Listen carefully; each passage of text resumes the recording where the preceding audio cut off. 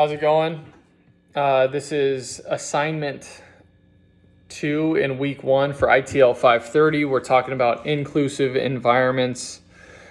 We're going to reflect on growth mindset, how to deal with intolerance in a classroom, and also stereotype threats. So I'm going to take you through just my experiences with all three. I'll reflect on those, and then I will show how I would deal with each of these in a classroom setting. So just a little background on me. I have not taught a class yet. I'm not student teaching yet. I do work in education as a campus supervisor at a high school, so I've dealt with students with behaviors. I'm also a head varsity baseball coach at the school that I work at down in San Diego. So first off, I've never dealt with a stereotype threat in the classroom, but I have dealt with it in a sports type atmosphere.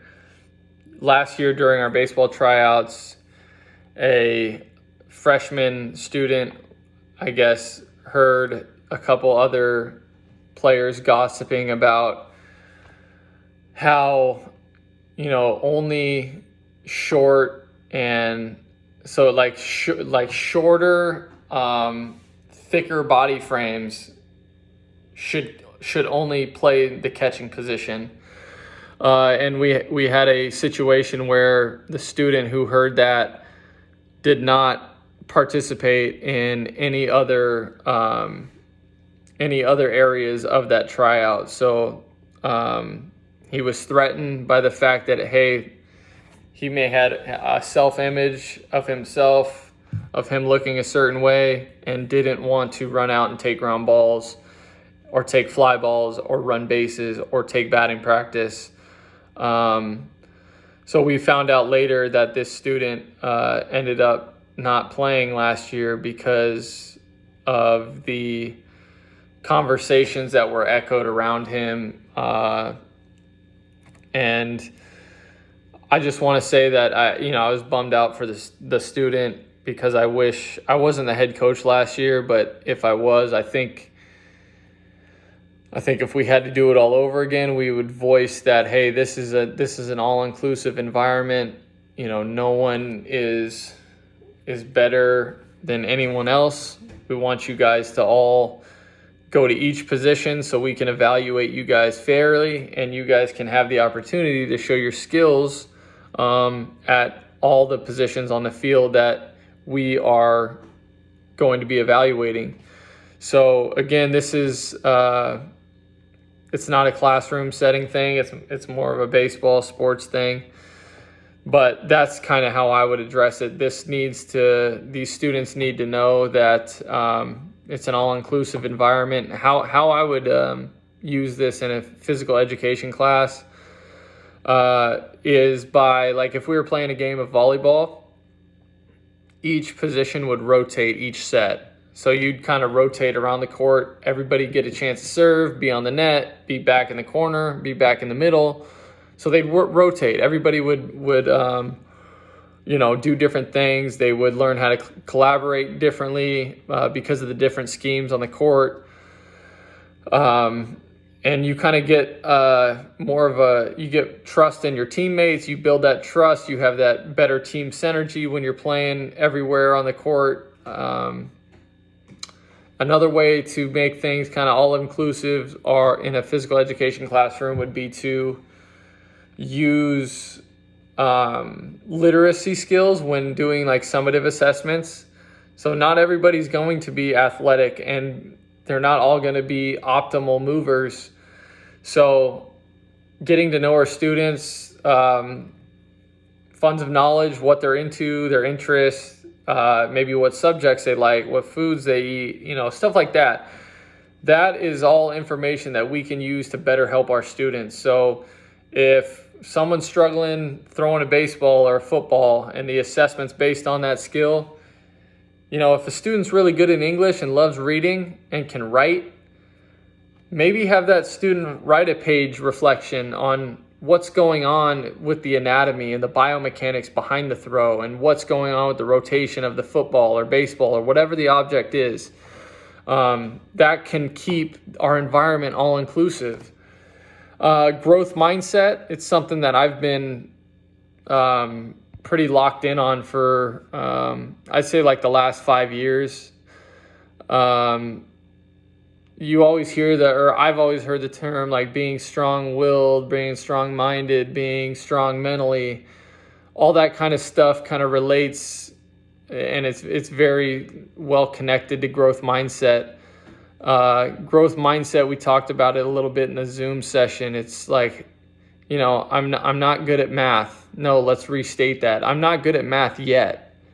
I'm on my way to being a better math student. I'm on my way to being better in calculus or trigonometry or whatever it is I'm working towards. But I think I got a good glimpse of like growth mindset in the sense that I look at growth mindset from a lens of not being afraid to fail and knowing that failure is almost a necessity in life, whether it's a sport you're playing or it's in academics. It's a test that you fail. Okay, yeah, you didn't do well on the test, but at least that you kind of have information on how to move forward from it.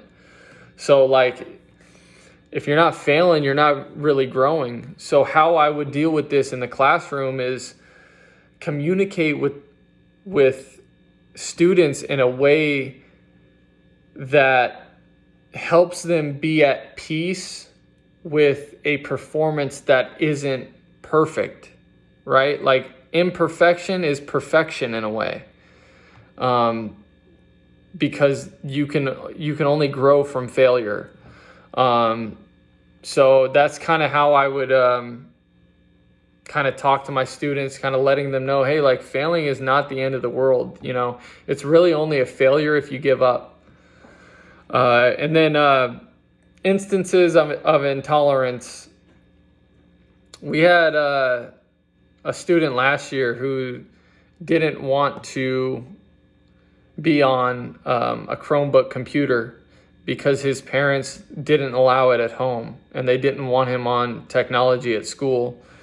I think the best way to go about solving this problem is maybe in this case, give him a piece of paper or a pen, or, help give him the opportunity to make connections in a different way than on a computer. I know everything is digital now. Technology is huge in society, but there's different ways to go about these things. So that's just kind of how I would deal with that, like single or that specific instance. But, intolerance, like talking in the classroom, focus on like the cost that it has on the rest of the class. Like, hey, if you keep speaking while I'm speaking, your classmates aren't going to get the material, or they're not going to get the information that they're going to need to get their homework done or get their classwork done or do well on the test. You're taking time away from other students. So and if you hear foul language or something like that in class, it's a good thing to not attack the student personally. Maybe focus on the origin of what is said and explain, or focus on the word that was said and focus on the origin behind the word. If it's appropriate, like, hey, maybe don't say this. This degrades this race or this sex or this gender. So that's another way that you can, kind of make or deal with intolerance and make class all inclusive. And then the last thing I would just say to clarify, 2-3 weeks into school, you've gotten to know your students pretty good. Just clarify what your rules are and what you expect. And, whenever you have to remind them, don't feel like you have to harp on it every day, but whenever you get a chance to, like, just, constant reminders of, hey, we don't talk like that in here. It's just good to have that good clarification, so all the students in the class know where you stand. So yeah, these are the three things that we're touching on in this assignment. I've reflected on them. I've explained how I would deal with them in a classroom. Yeah, let me know what you think. Thank you.